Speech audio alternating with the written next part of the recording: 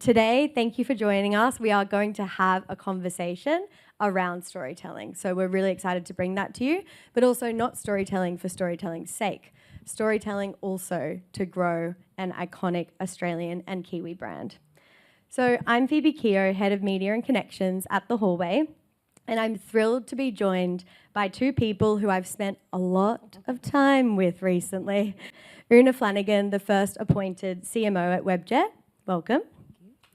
And Jules Hall, the CEO of the Hallway. I won't forget you, Ryan. So there's two people joining me. I was like, am I at the wrong place? People who I've spent time with. So Ryan, you are the host of the wildly successful Toni and Ryan Podcast, but you're also flying the flag for us today as a Webjet customer. Mm-hmm. Ryan, are you liking the new look of the brand? I am liking the new look of the brand, liking the new website. And as I was discussing the other day, anytime Lily, who works for us, anytime we have a crazy idea in the office, we're like, we could do that. Webjet's the first place we get to, and we're about to, are we allowed to say there's a big 3-part campaign coming up on Toni and Ryan with Webjet? So you are? They were trying to explain to me what they were like, the thing about Webjet, and I was like, you're actually talking to the right person. You don't need to explain anymore. But yes, glad to be here. Thank you. So good. And let's explain a little bit more, Please. if we can. So just to set a bit of context to the conversation, Jules, it was over a year ago that Katrina Barry, the CEO of Webjet Group, engaged us with a seemingly simple question in disguise. Where does the Webjet brand sit in the lives of Aussies and Kiwis today? And that question, along with the demerger of the group's B2B and B2C businesses, actually started a comprehensive brand refresh that we will look to unpack today. But it appears that good things really do come in pairs. And so we decided that, you know, when we're launching the biggest campaign for our biggest client and their own new look and feel, we may as well do it ourselves as well. So from the Hallway, congrats on 18 years in the business. So we've got a bit of a new look and feel, Jules, which comes with a new promise, which is absolutely firmly grounded in the intelligence era. Can you give us a little bit of an elevator pitch on the Hallway's new promise, calculated creativity? I could talk for hours on this, Phoebes, as you know. You're not allowed. Maybe how I'll answer this is talk about where we see marketing and advertising and brands and how the world's evolving.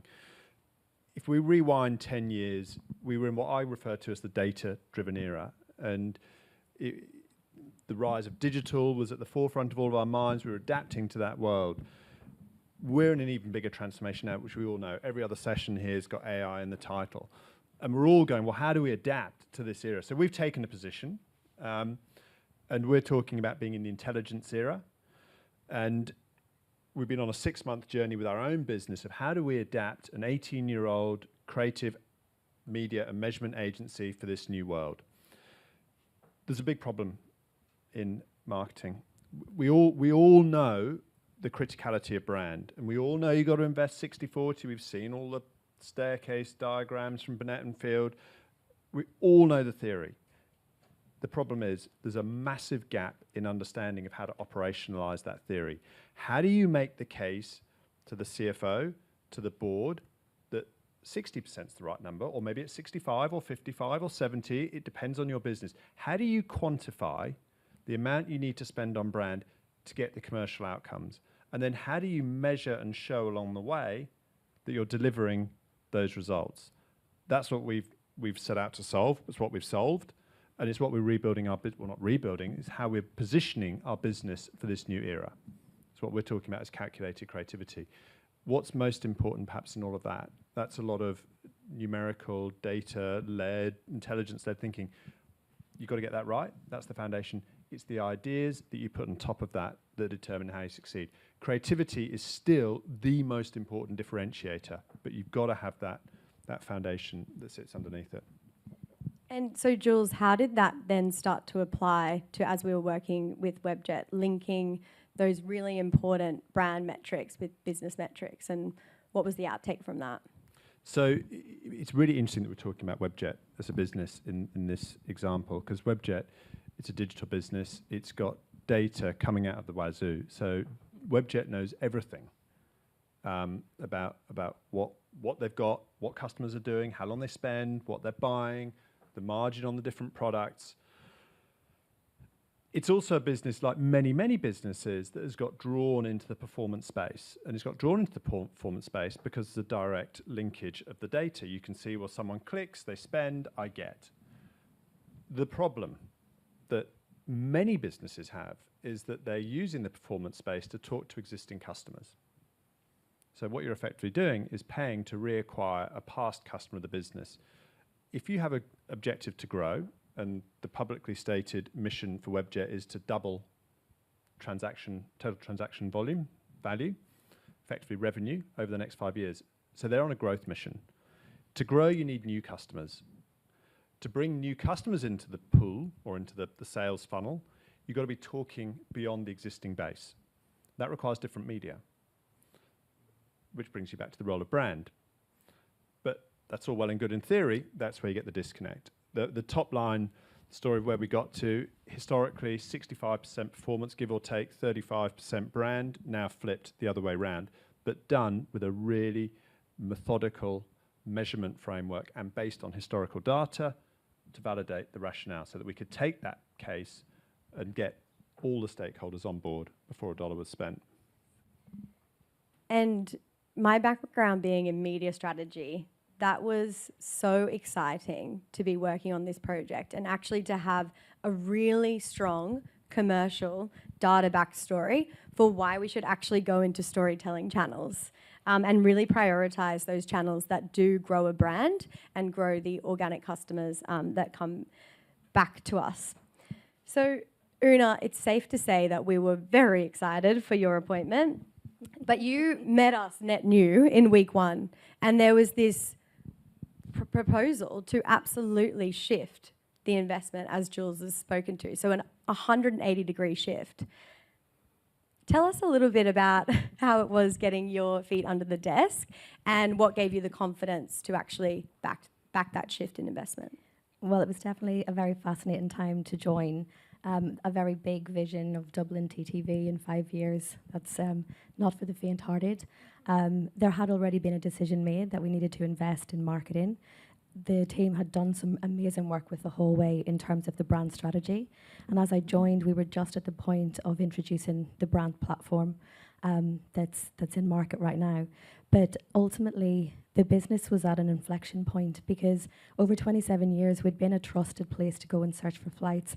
But actually, around us, the industry was changing and the expectations of customers were changing. And so it was really clear to me that if we, as Jules rightly said, needed to go and get new customers into the mix and not continually just essentially rinse our existing customer base, that we needed to do something different. And look, for me, the confidence came, first of all, from my own experience. I've been doing this for a long time, and I am one of the firmest believers in the role of brand and storytelling in the success of a brand over time. But secondly, it's because we had really rich data that told us that this was the right thing to do. So in partnership with the Hallway, we did a really, really big deep dive from an effectiveness modelling perspective into the data that we had on our customers. And what was really, really clear to us is that people who came to us through what we would call a branded session, so either direct to our site or through an organic search, what we could see is that they were 1.5 times more likely to convert to a transaction. They also had a 30% higher total transaction value. So when you want to double your transaction value over time, then it makes sense to go after customers who are actually going to spend more. And despite the fact that we had so heavily underinvested in our brand, particularly in the last 5 years, all of the investment over the 22 years previously was holding up the business, and actually 69% of transaction value in the 12 months to April 2025 had actually come from those branded customers. So we had the proof essentially there to do it. And so the other thing for me was having the trust of a CEO and MD to actually go the extra mile and make that happen. So ultimately, the data gives you confidence, and if you start from that, and you read all of the available materials that are out there at our disposal to support the role of brand, and you work with amazing people like this to bring it to life, then it's an absolute no-brainer. And the campaign launched on Sunday night, and it's already showing some little early signs of success. Very positive early signs of success. Very positive. I'm really glad, Oonagh, that you touched on trust, that was such an important thing that we saw in terms of why customers come back to brands or have their go-to brand for booking their travel. But Oonagh, you mentioned that we went and spoke to customers and non-customers in the market, and we found that trust was this big factor. So is that, by the way that we're investing into channels like audio and really introducing them in a different way through podcasters onto our plan, is that where we're saying we're not just a booking engine, but we're somewhere that you can trust with your whole travel, your whole trip? I think so. I mean, ultimately, for 27 years, we've been an incredibly feature-focused, functional marketing business. Look, trust is really, really important. And what we find in the data is that the general Australian population, they really, really know us and they love us and they trust us, importantly, for flights, in terms of searching for flights, in terms of booking flights. But the challenge is that the brand strategy that we've worked on with the Hallway is actually to become our go-to local travel companion. And ultimately that means being entrusted across the entire sort of journey, the entire trip. And despite the fact that we actually already offer hotels, packages, newly to the business now also tours, car hire, etc., what we find is that the consideration of that same customer set for those products was super low, and you can't become a travel companion if you don't build consideration. And so that's basically why brand is so important, but then why highly trusted channels of communication where you can storytell become even more important. It's probably worth talking about the context of Webjet as a business, and we've referenced this last 5 years. We obviously had COVID, and you probably read the news. It's remarkable, frankly, that Webjet got through COVID and got through it as well as it did. What the leaders of the business did to keep that business going was amazing. So it was amazing commercial management to get Webjet through, and like your whole revenue stops.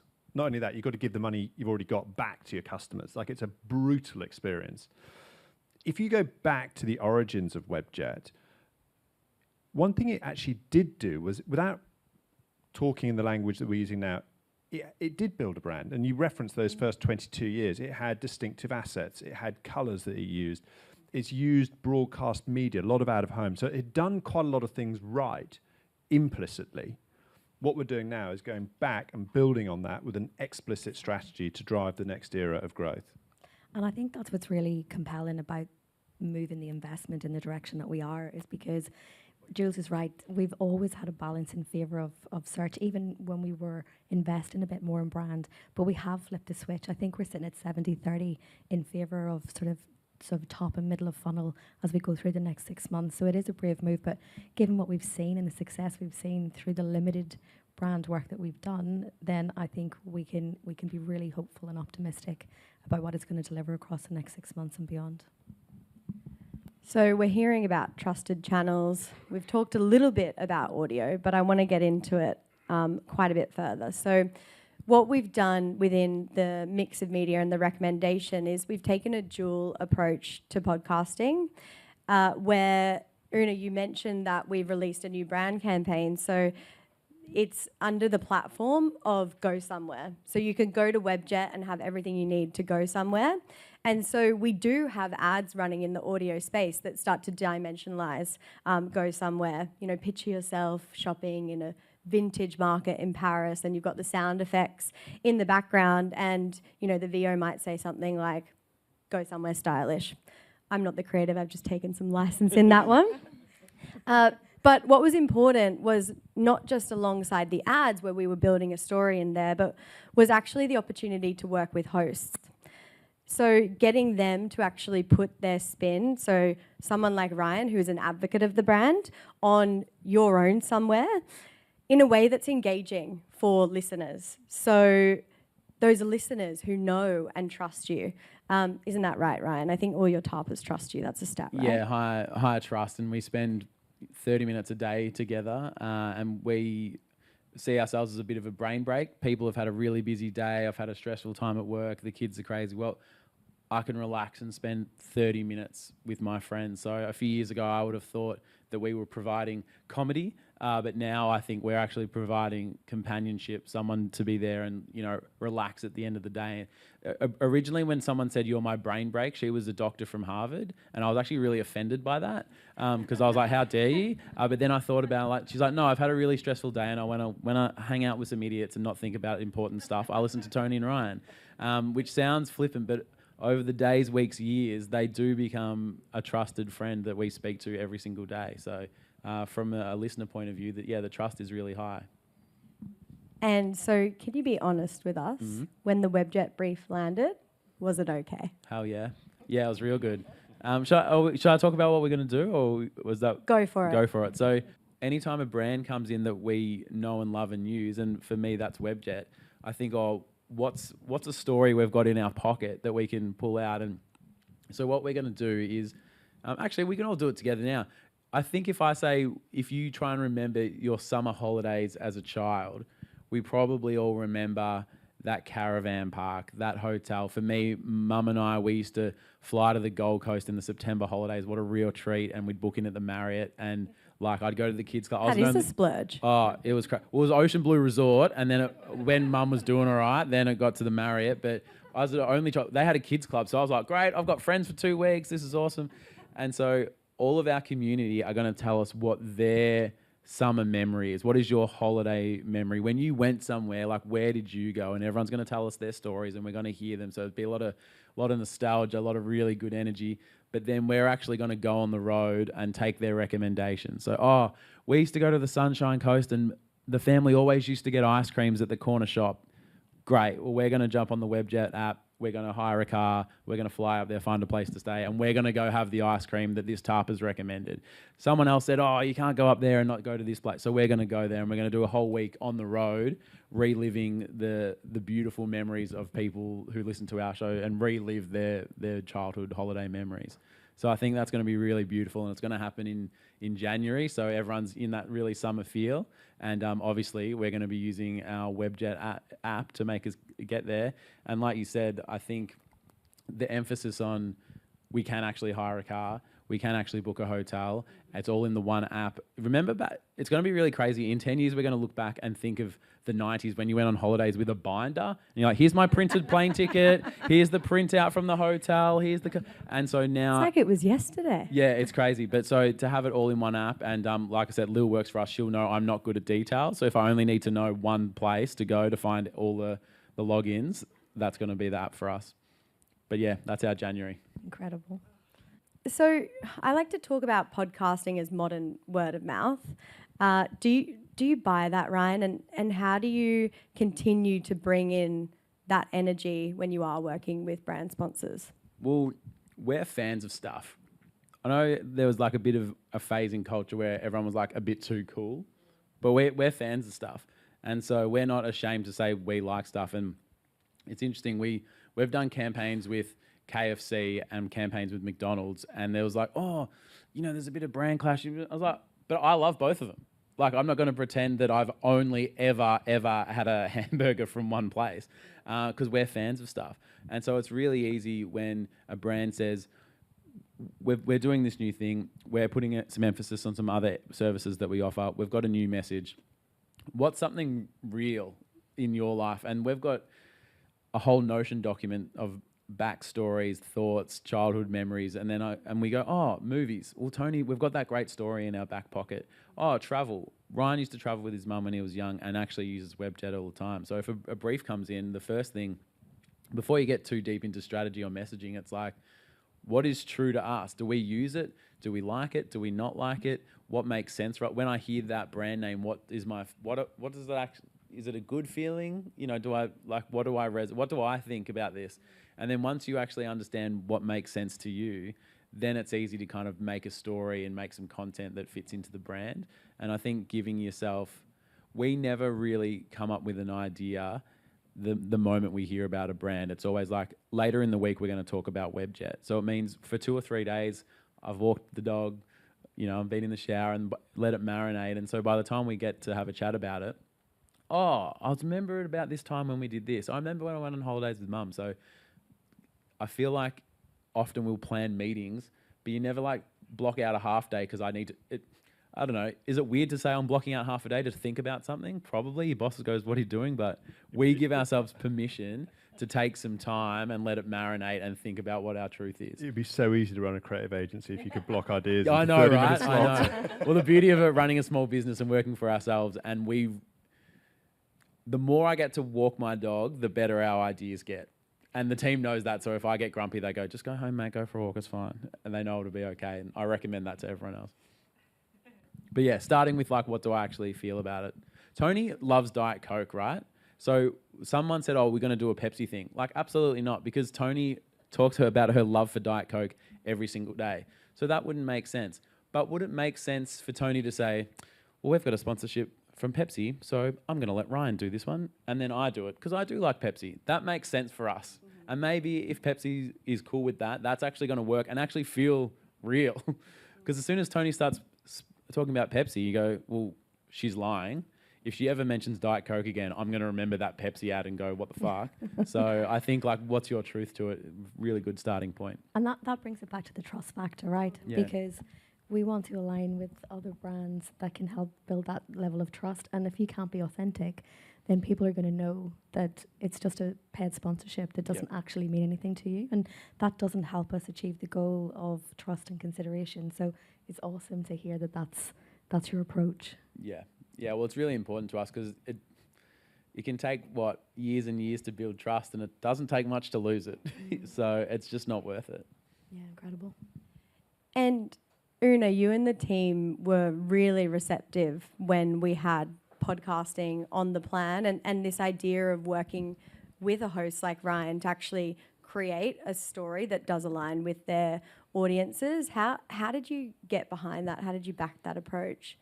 It was super easy. Like, for me, it was a no-brainer because, you know, when you've focused for such a long time on paid search and, you know, the 10 words maximum that you might have on a static billboard, it's really hard to tell the whole story or the evolution of what your brand is and what it stands for.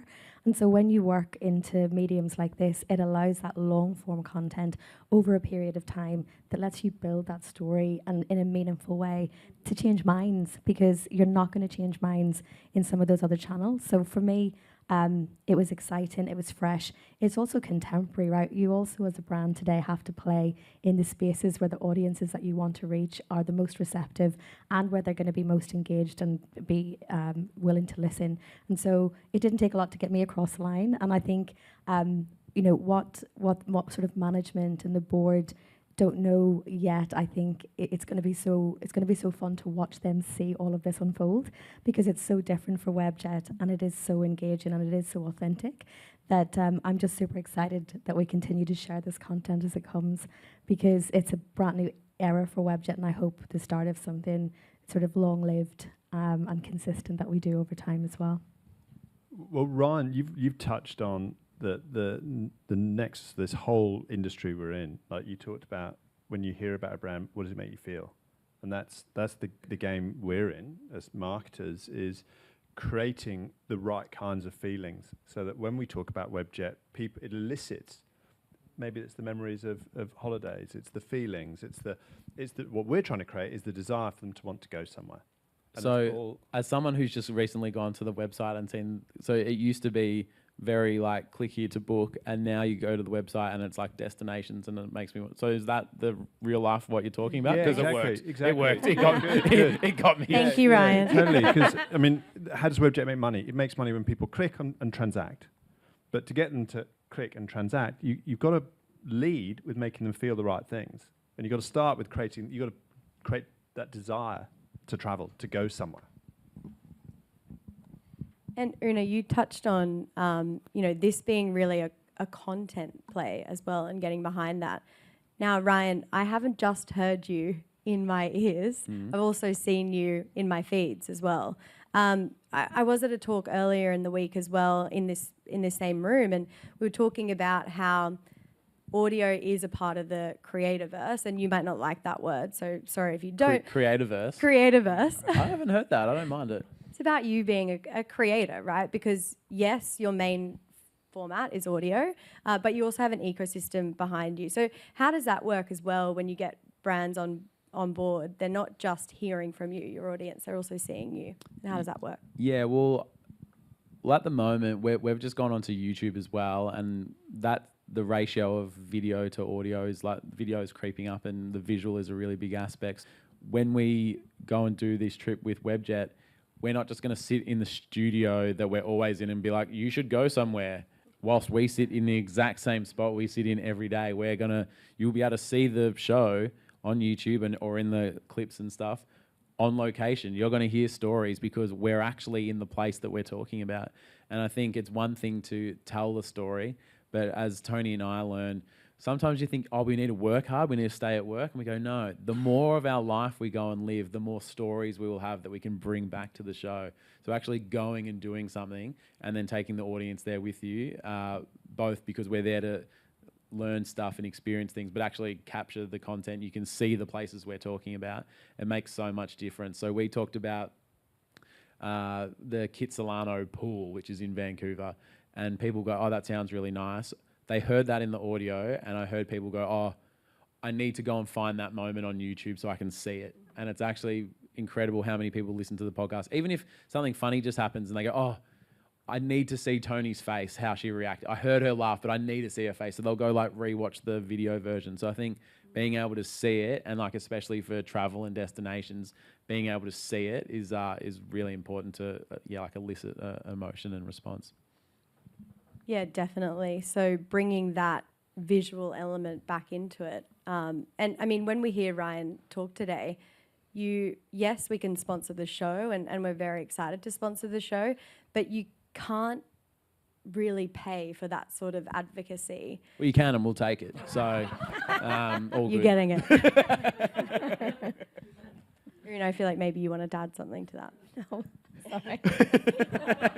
Just love that deep honesty. Well, we're all about trust and authenticity here. And Jules, if we go back to the campaign that we're starting to roll out, it really comes back to as well, how are we integrating those elements together? So going back to the strategy of go to local companion, go somewhere, how are we connecting that across your big screen media, but also bringing it into the stories that we're telling below the line as well. So how important is that, Jules? Well, you've actually just given me a lovely segue. I was going to interrupt with this before, but I don't need to now. You and I are on this. We're on this journey, and I'll come back to the journey. Advertising is riddled with inefficiencies. There's so much we just fuck around doing stuff we shouldn't do so much of the time. And one of the biggest inefficiencies, to my mind, in the whole industry is this separation of creative and media. And we all collaborate and we work really well, but the problem is the thinking's disjointed. And the mission, this is the journey bit, Phoebes, that you and I are on. To the journey. The journey, and the reason Phoebe and I are working together is that fundamental belief that to get the best solutions for brands, the best thinking, how we can connect the maximum number of the right type of customers with our clients, you need that thinking in one place. You need it joined up and connected. And that's back to your question, how we get Ryan and Toni's podcast as part of the plan, and how we've got ways to take the brand platform into it. Of course you can get there with a media and a creative agency. You probably don't get there as often, and you probably don't get there as well. And the raft of stuff that's in this media schedule is what makes it impactful, it's what makes it interesting, it's what's going to make it get noticed. But I think as well, to Phoebe's point, it's the consistency of message all the way through the line. And Phoebe and Peyton have worked so incredibly hard on the media strategy piece to actually make that a reality for us. I haven't had to worry about that because they have done that hard work and thinking for me. And so I know that every single channel, no matter whereabouts in that customer journey it is, that messaging has been thought about all to ladder right back up to go somewhere. It's a truly incredible feat. I think we're up to 500 assets at this point. You're going to trigger Peyton talking about this. Sorry, Peyton. But it is, you don't, Jules is right, you don't often genuinely get to work on a creative and media strategy that is so well considered and so deeply thought out and designed to do the job from end to end. And that is why, another reason why I feel very confident about being able to put the money behind the brand, because the data and the level of thinking, the strategic mindset behind this is some of the best work I've ever seen done in 23 years of working in marketing. So well done, You guys. heard it here, Phoebes. That's huge. What a compliment. Thank you. Led us to you, Ryan. So wonderful. I'm going to almost open up for questions. So get your questions ready, crowd. But before I do, I just want to say, as someone who has friends in their ear daily, who loves to travel, who loves this industry, this game, and a good chat, you've really been an exceptional panel. So thank you for joining today. I'd like to end with, well, first of all, any final thoughts, and then I'll ask you a specific question of a nugget of advice. So, Ryan, you look like you do maybe have a final thought for us. I reckon Ryan's definitely got something. A final It's your thought. job to talk. It is my job to talk. I just think if you can find, like, from my point of view, as the sort of the end part of a marketing plan, if you can find, when you think media, it's like, yeah, how do we get numbers? How do we get reach? Versus how do we find people who are really into the thing that we do? Yes. Like the passion of it. Hamish and Andy went on a caravan through the middle of Australia, and they loved being in a caravan, and they loved, like, if you put Kyle and Jackie O in a caravan, and like they would hate it, and we're stuck, So I think instead of how can we get the biggest reach, obviously, you want it to reach as many people eventually, but it has to get there through people that have an interest in it, that care about it, who go, Webjet, fuck yeah, where can we go? What should we had so many ideas, we had to calm down. And so whatever is that special thing about your brand or product, find people who also care about that special thing or use that thing or have a need for that thing. And then from there, that's just a really good starting point, rather than we want to reach as many people as possible. Who's got the most reach? Hopefully they like the product. See you later. So that's would sort of be my thoughts on that. Good thoughts. Good thoughts. Quality audiences, always. Definitely, because you're much more likely for them to actually then book a trip with you, which is what we're all here to do. So, all right, let's do a nugget of advice. Jules, I'll start with you. We said earlier, congrats for 18 years of the Hallway. What's the trick to surviving 18 years in this game? Just stubbornness, hanging on. No, I think resilience is obviously important, but it's adaptability. And I look at where we're at today, and I talk about how we've adapted to what we're calling the intelligence era. 2 years ago, I was shitting myself. I was terrified. We've had 5 bazillion new startup agencies in the last 3 years. Everyone started an agency. The competitive set's, I don't know, sync-tupled, whatever it is. We've had the threat of clients taking work in-house. So my top line numbers, I reckon, the pool of revenue available to advertising agencies has dropped by 40%. I reckon the competitive set's quadrupled. Well, that's a pretty shitty position to be in for a business. So how do we adapt to that? And 2 years ago, I was pretty terrified by it. I'm so excited by where we are at now, what the proposition for the business is. It's hard to evolve, but the answer to your question, how do you survive? You've got to keep changing. You've got to keep changing and adapting, and you've got to find ways to create relevance for your business in the current economic environment. And make sure you find amazing partners like Oonagh and Webjet. I mean, to enable us to do this sort of work that we want to do, get back to storytelling that actually drives business outcomes. And Phoebes, I'll go really beyond important. that. Brilliant partners, absolutely critical. And brilliant, the team that you have around you being united in that belief is so important. Absolutely. Okay, Oonagh, for you, how can more marketers, business owners, makers create the opportunity to invest in storytelling over clicks?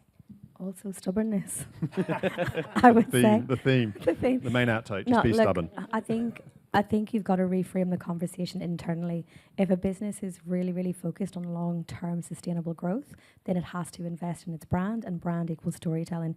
If it just wants to swim around in the bottom of the funnel and get short-term gain without any long-term benefit, then you've got to ask yourself as a marketer if you're in the right place, because it is really hard to turn that ship. I think the other thing is that data is your friend. It is challenging. It is hard to prove this stuff.